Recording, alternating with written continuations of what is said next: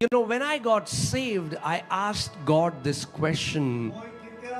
जब मैंने उद्धार पाया, मैंने परमेश्वर से सवाल किया, What is Christianity? मसीहत क्या है?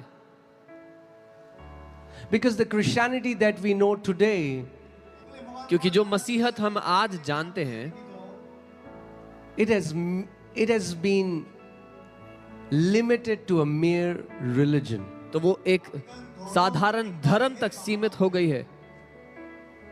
So I asked the Lord, what is true? What is true Christianity? मैंने प्रभु से कहा, प्रभु सच्ची मसीहत क्या है? And this is what he told me. और उसने मुझसे ये उत्तर दिया. He said, उसने the कहा, union of God and man is Christianity. परमेश्वर का और मनुष्य का एक हो जाना ही मसीहत है.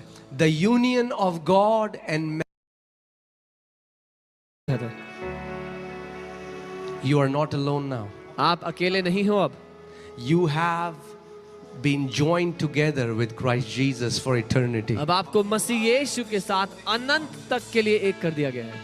Apostle Paul says, I have been crucified with Christ. It is no longer I who live, but Christ lives in me and Christ lives through me. पौलुस प्रेरित कहते हैं, अब मुझ में मैं ना रहा, मैं मसीह के साथ क्रूस पर चढ़ाया गया, लेकिन अब मुझ में मसीह जीवित है और वो मसीह मेरे द्वारा जीता है. Amen. आमीन.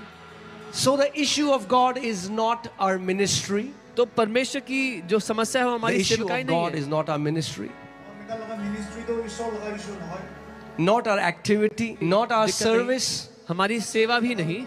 It is the measure of our union with Him.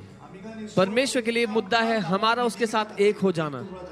The more you know that you are one with Him, the more God's power will flow through you. जितना ज्यादा आपको ये पता होगा कि आप उसके साथ एक हो चुके हो, उतना ज्यादा उसका सामर्थ्य आपके जीवन के द्वारा The काम more करेगा. you know that you are in union with Him, you are one with Christ, sin will have no power over you. जितना ज्यादा आपको पता होगा कि आप उसके साथ एक हो चुके हैं, पाप आप पर प्रभुता नहीं कर पाएगा.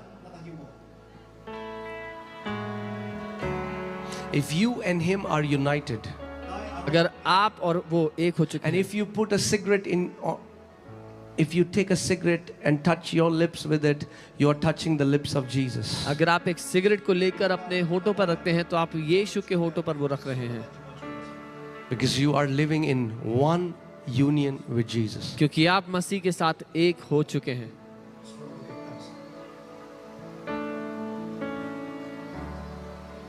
Amen. आमीन. Today, I had told you I'm going to talk about healing and I want to teach you. You know, when I got saved,